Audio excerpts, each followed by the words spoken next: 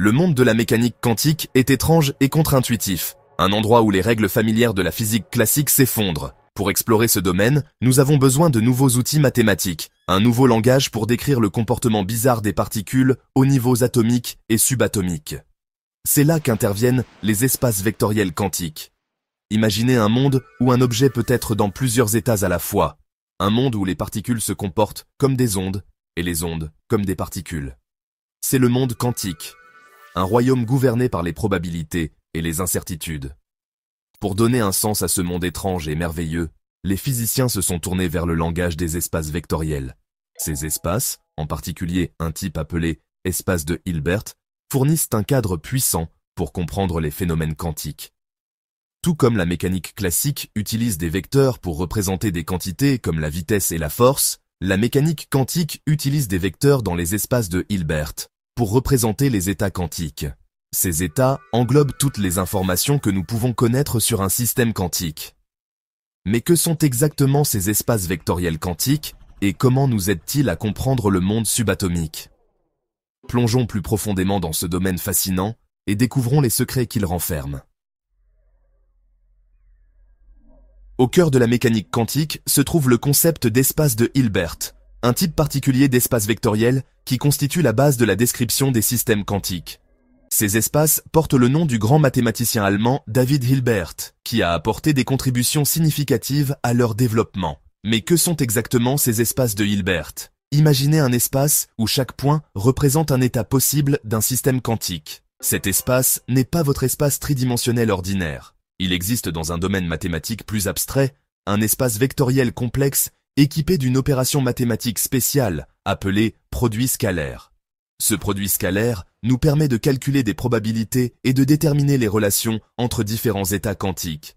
Il fournit une mesure de la similarité ou de la différence entre deux états. De plus, les espaces de Hilbert sont complets, ce qui signifie que toute suite de points dans l'espace converge vers un point également dans l'espace. Cette propriété garantit que nos descriptions mathématiques des systèmes quantiques sont bien définies et exemptes d'incohérences.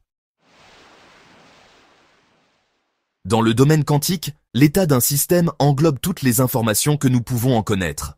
Contrairement à la mécanique classique, où nous pouvons déterminer précisément la position et la quantité de mouvement d'un objet, la mécanique quantique introduit une incertitude inhérente. Au lieu de valeurs définies, nous avons des états quantiques représentés par des vecteurs dans notre espace de Hilbert. Ces vecteurs, souvent notés à l'aide de la notation bracket de Dirac, PLACSH, encapsulent les probabilités de trouver le système dans divers résultats possibles lorsque nous effectuons une mesure. Tout comme un vecteur en physique classique a une magnitude et une direction, un vecteur d'état quantique porte des informations sur les probabilités de différents résultats et les phases relatives entre eux. La longueur ou la magnitude du vecteur est toujours normalisée à 1, reflétant le fait que la somme de toutes les probabilités doit être égale à la certitude. Par exemple, l'état d'une seule particule peut être représenté par un vecteur pointant dans une direction spécifique, la direction codant des informations sur sa quantité de mouvement et son énergie.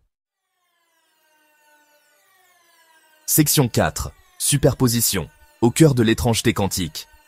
L'un des aspects les plus époustouflants de la mécanique quantique est le concept de superposition.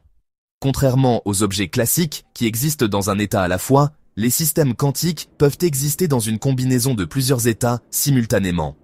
Cette capacité à être dans plusieurs états à la fois est appelée superposition.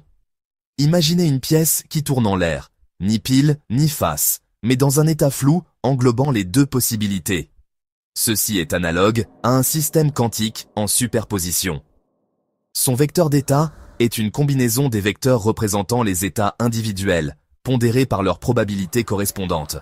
Ce principe de superposition a des implications profondes. Cela signifie qu'un bit quantique, ou qubit, peut être à la fois 0 et 1 en même temps, permettant aux ordinateurs quantiques d'effectuer des calculs en parallèle. Cela explique également comment les particules peuvent traverser les barrières, semblant défier la physique classique. Section 5.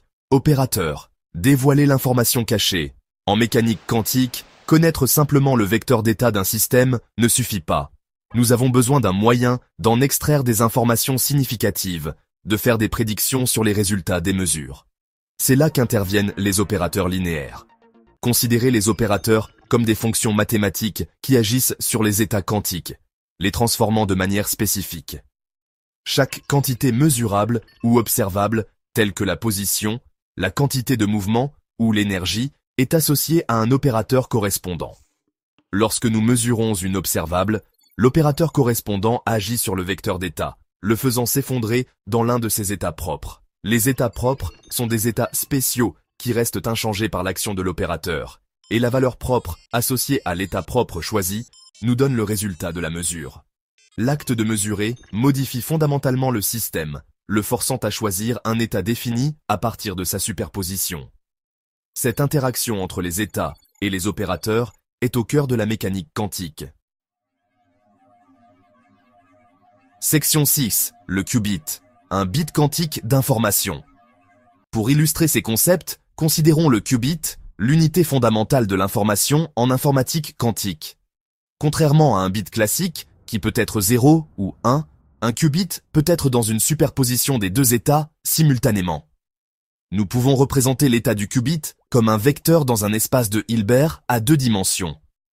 Les deux états de base, 0 et 1, correspondent respectivement aux bits classiques 0 et 1.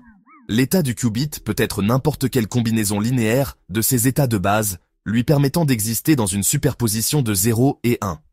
Par exemple, l'état li ispusi 0 plus 1 u2 représente une superposition égale, où le qubit a une chance sur 2 d'être mesuré comme 0 et une chance sur 2 d'être mesuré comme 1. Section 7. Application. De l'informatique à la cosmologie. Les espaces vectoriels quantiques et leurs cadres mathématiques associés ont des implications considérables, touchant des domaines aussi divers que l'informatique quantique, la cryptographie, la science des matériaux et même notre compréhension de l'origine de l'univers. Les ordinateurs quantiques, par exemple, exploitent la superposition et l'intrication pour effectuer des calculs impossibles pour les ordinateurs classiques, révolutionnant potentiellement des domaines comme la découverte de médicaments et la science des matériaux. La cryptographie quantique promet des canaux de communication sécurisés, exploitant les principes de la mécanique quantique pour détecter les écoutes clandestines. En cosmologie, la théorie quantique des champs, qui repose en grande partie sur le concept d'espace de Hilbert, nous aide à comprendre le comportement des particules à des énergies et des densités extrêmement élevées, fournissant des informations sur les premiers instants de l'univers. Au fur et à mesure que nous explorons le domaine quantique, l'importance des espaces vectoriels quantiques devient de plus en plus apparente. Ils fournissent une lentille puissante à travers laquelle nous pouvons explorer les mystères les plus profonds de l'univers, ouvrant de nouvelles frontières à la recherche scientifique.